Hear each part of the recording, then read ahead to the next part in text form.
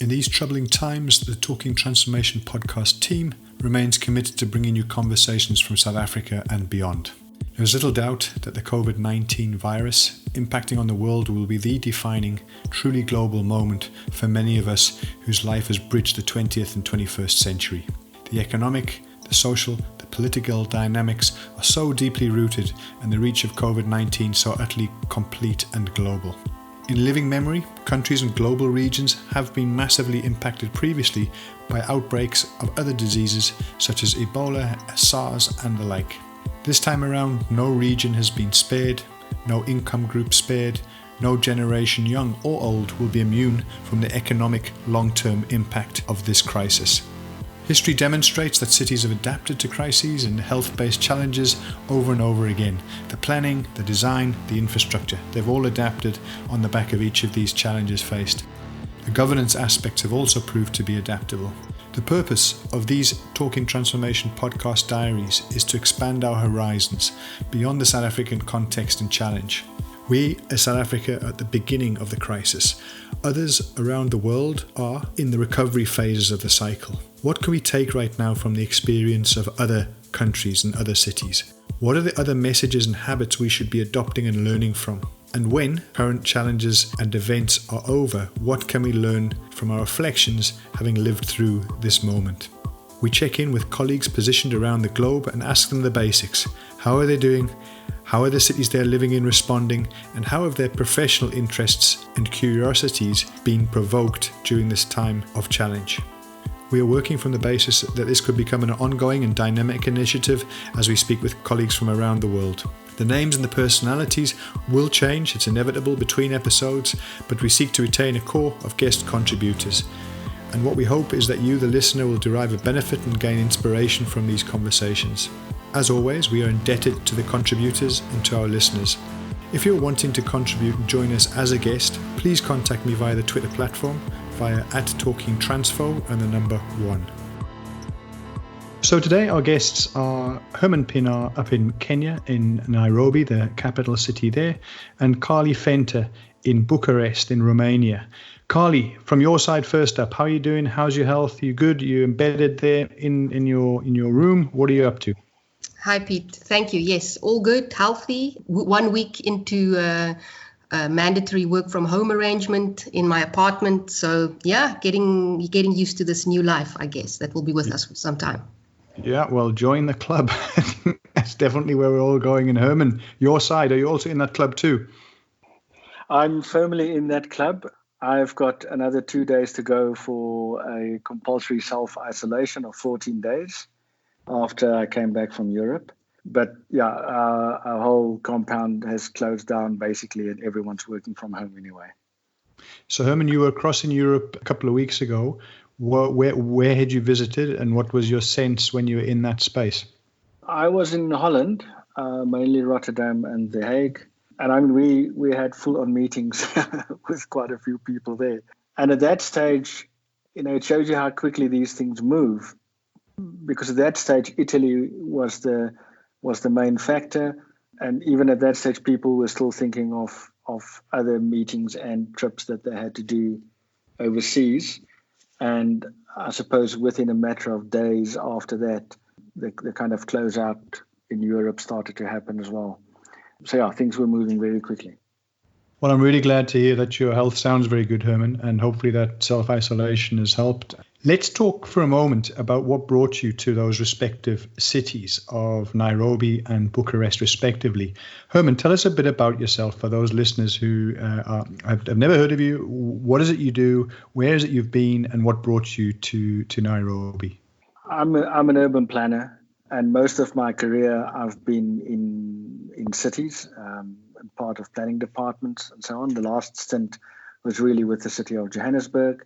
And then in 2017, got the opportunity to work with UN Habitat.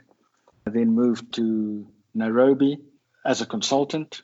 And then I was project-based in Nairobi, but worked in projects that was overseas. The biggest one was in Saudi Arabia at that time.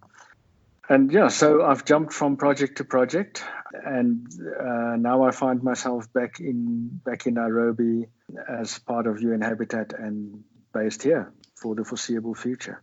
And Carly, from your side, what brought you to Bucharest? Sure, Pete. I'm with the World Bank. I moved here in September of last year, so I've been around for a few months now. Previously worked, I guess more recently, for George Municipality in local economic development for quite a few years. Then got an opportunity to work for a position with the bank up in the Pretoria office, working on a Swiss trust-funded program that was working with the city support program at National Treasury, specifically on the component for economic development there. And 3 years into that stint, managed to secure a position here as international staff in Bucharest. They call me a senior urban specialist. I always find that quite funny because I every day realize how limited my own skill set is in terms of things like urban planning and the like. So for me, it's currently still as much of a learning curve as anything else. I've looked a little bit at things like green infrastructure in Croatia, and now starting some work on solid waste management in Estonia. But the majority of my work, like 99% of my work program, is in Romania, where we have a very large portfolio of advisory services to both national government and directly to city governments here, subnational governments. And they range from large cities like Bucharest to smaller secondary cities, the likes of Constanța and Brașov here in Romania. And I work with a very large team that has over many years established a very big work program. So it's basically technical assistance, technical advice, trying to bring them global knowledge. Obviously, here we are very tied into the EU environment. So a lot of what we are asked to do is to help the country to also meet certain EU standards. And they really are quite ambitious and want to be quite visible and play a strong role in the EU in the urban space as well. Thanks to both of you for sharing the journeys that brought you to these spaces. I think it's interesting, the three of us all share one thing and got at least two things in common. All three of us being in that built environment space, and all three of us having family members all over the world. You know, that's obviously one of the things that's worrying each of us at this moment, as to how they're doing.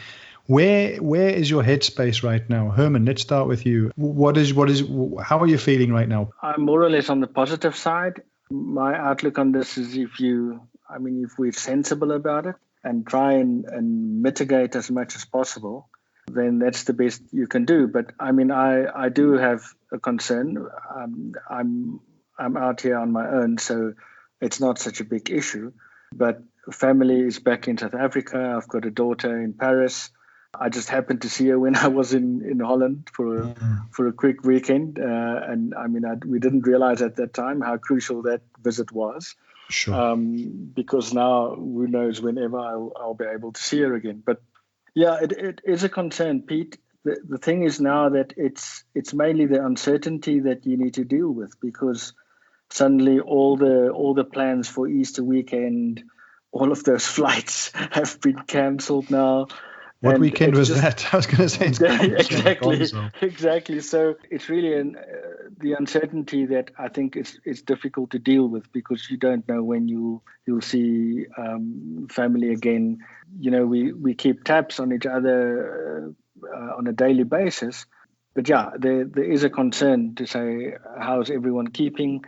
And then in terms of a future scenario, if I need to get back home, will I be able to get back home? Yeah. And if I do, will I be able to get back to Nairobi to work again, and so forth? So yeah, it's really the uncertainty that I think is more of a thing that one consciously need to try and manage, and then to just be really careful, to really Absolutely. Be careful about what you do, where you go, and how you organize yourself.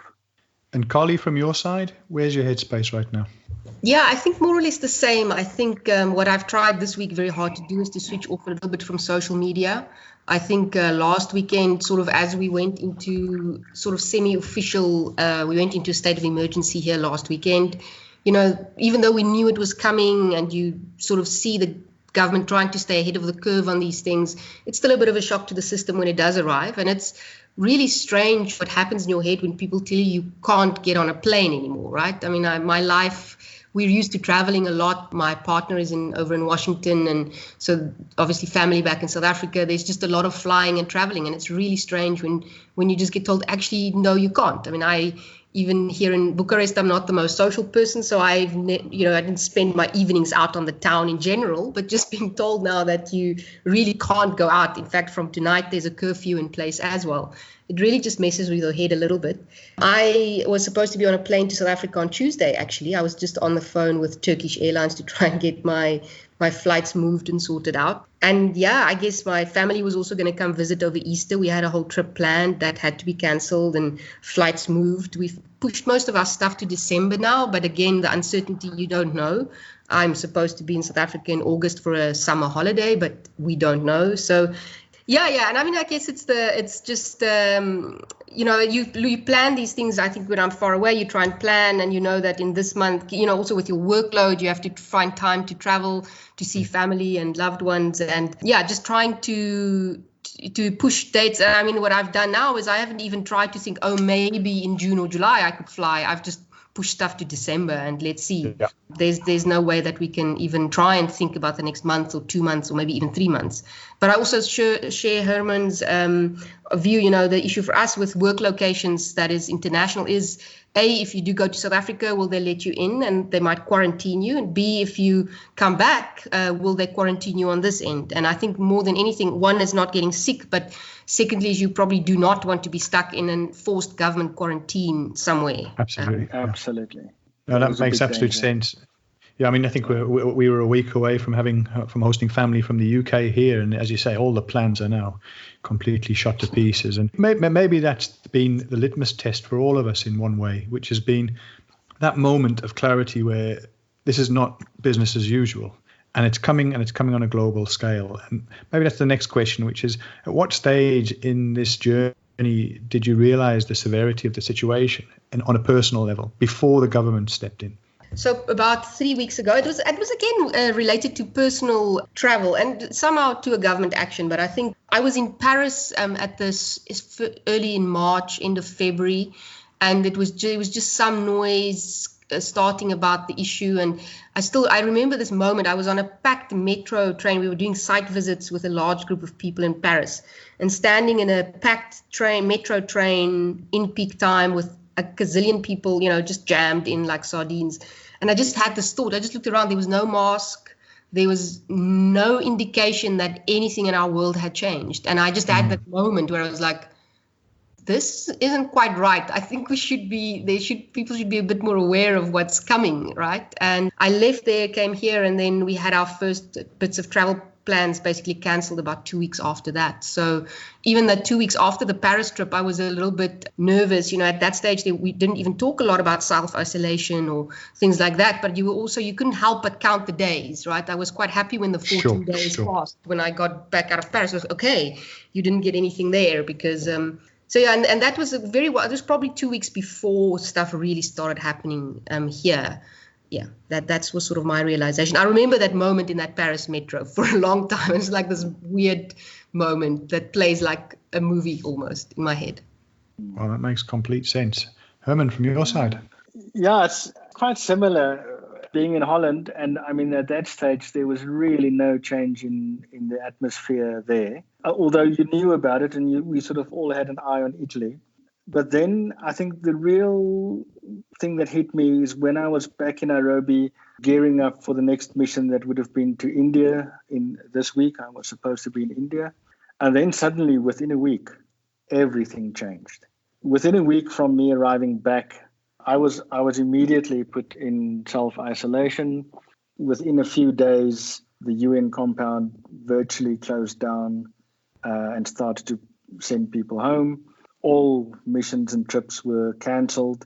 New work methodology. So all of the effort went into how do we work now and what is the impact on projects that we're running and so forth. So and that changed quite drastically and became very real within a week for me. And then you also sort of saw the numbers spiking, especially in Italy. That's when it really started to spike in Italy, and where I think the whole of Europe started to realize this is serious business, and that it's going to take serious measures as well.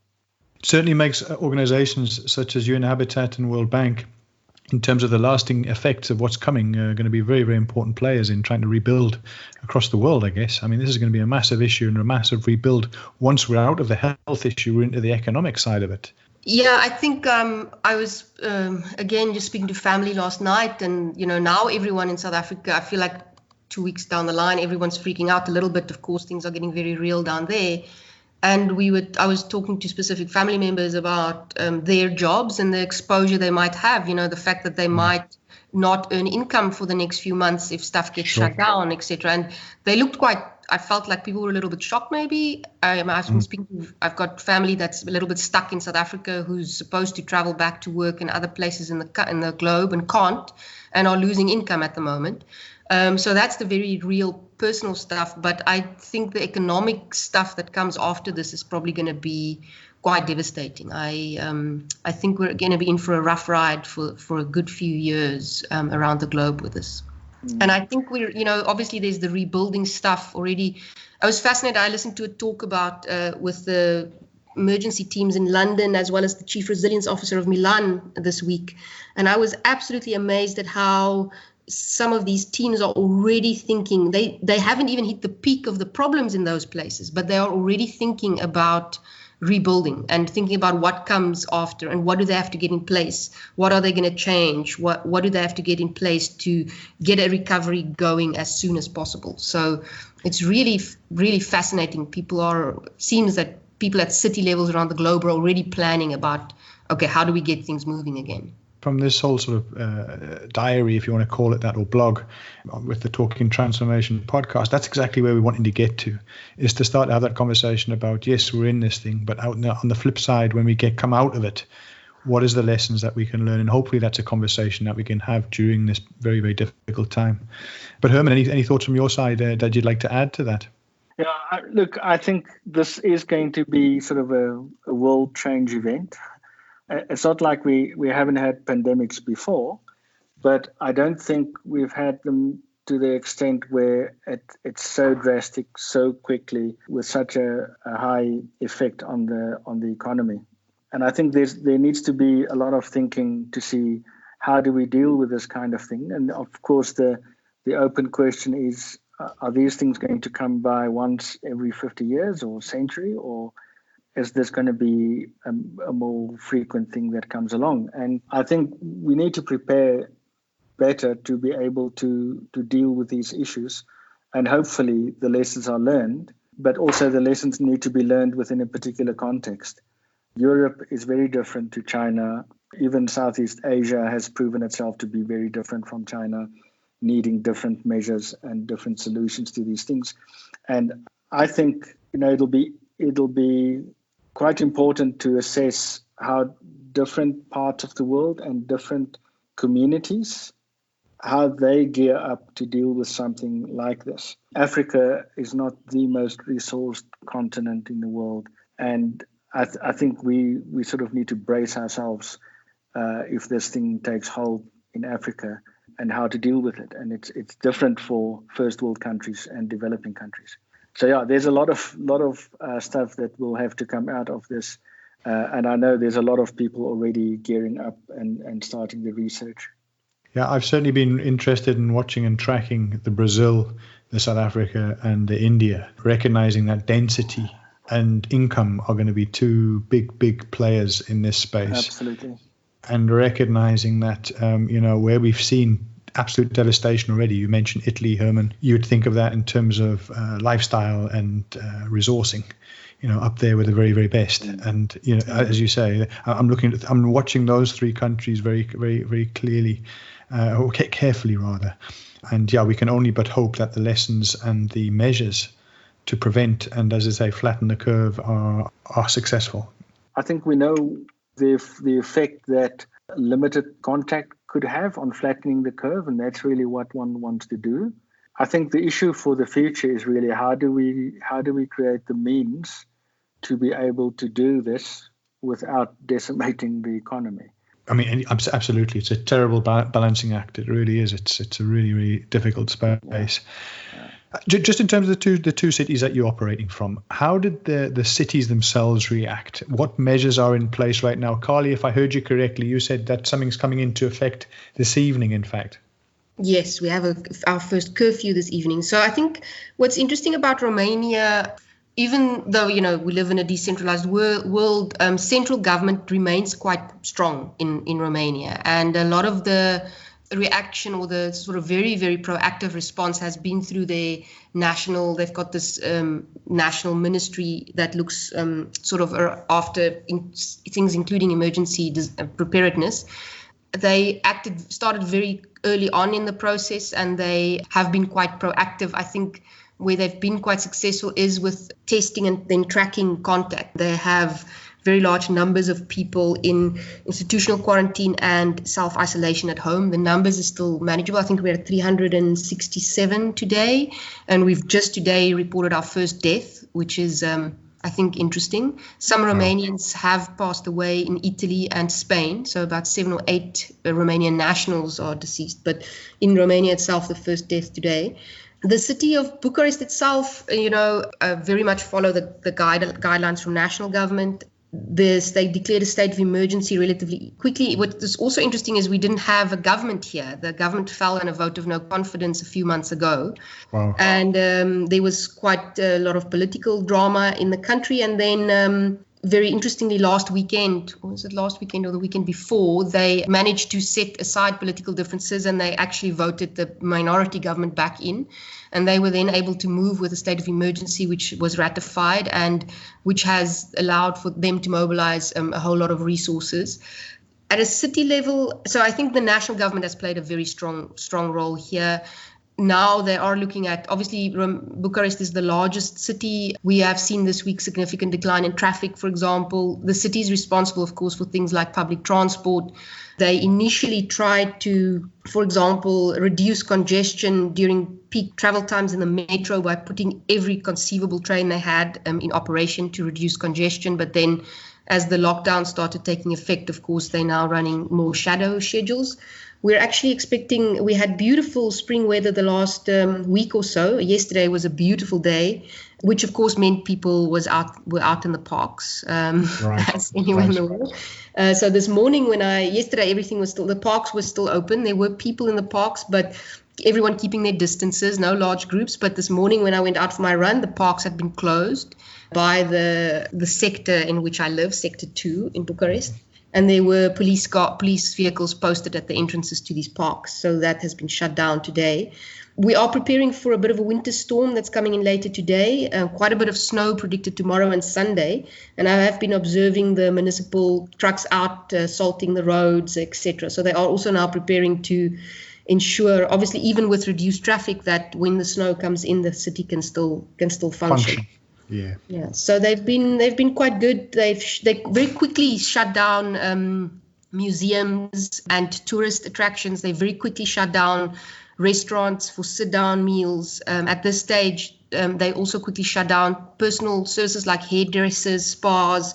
Yesterday, they shut down dentists. So the only things that are now open, they shut down all shopping malls as well, just yesterday. So we've sort of seen, I think, as we've seen everywhere, sort of they didn't here go for a mass one-time lockdown. They did have from the start quite a structured approach. When they started fighting this battle, the national government very clearly set out benchmarks, and they said when we reach 50 cases, this is phase 1. When we reach 100 cases, this is phase 2. And they were very clear in their communication about what that means and what they believe they had to mobilize once they hit those numbers. And they were very consistent. As they hit those numbers, they ramped up and they ramped up and they ramped up. And clearly, stronger measures day by day. I think Romania has been particularly proactive because they know they have a relatively weak healthcare system. It's known, in all the public data that they have one of the weakest healthcare systems in Europe. So they had to be extremely proactive. I mean, if they got into an Italian type situation, we would have been in serious trouble. And up to this point, it looks like they've sort of stayed ahead of the curve a little bit. We'll see how this goes the next few weeks. Another weird thing, Romania is one of the countries with one of the largest sort of expat population in the world. A lot of Romanians don't live here, and they have something like 1.5 million Romanians actually live in Italy. And so there's also this Easter travel period when everyone comes home, and there's a lot of talk on social media about a lot of Romanians having come back from Italy over the last few weeks. So it's yet to be seen what that does in terms of numbers or distribution of cases. But we'll probably see a lot change this week. Again, as we've seen every week, and what we probably say every week. But I think this week is going to be a crucial one for us here. Absolutely. Thanks for that, Carly. Herman, from your side up there in Nairobi? Nairobi is just getting quieter. There's no real lockdown in the case of Kenya. Kenya basically closed its borders for any tourism, which I think is going to have a huge effect on the economy, which is I can imagine. A huge tourism kind of economy based in Kenya. So I think it was a really bold statement by the government to close down on people coming in. I think the last figure I've seen is that they've got 7 confirmed cases, and they're following up on all the contacts of people who were in contact with those people and testing everyone there. So I think they've been careful about that. Of course, the issue is also the border with Somalia, and I think they have now also gone into a sort of a lockdown situation in Somalia as well. So yeah, it's a wait and see and monitor game that are being played. I think from all the reports, I mean, Nairobi is notorious for its traffic, and at the moment it's not.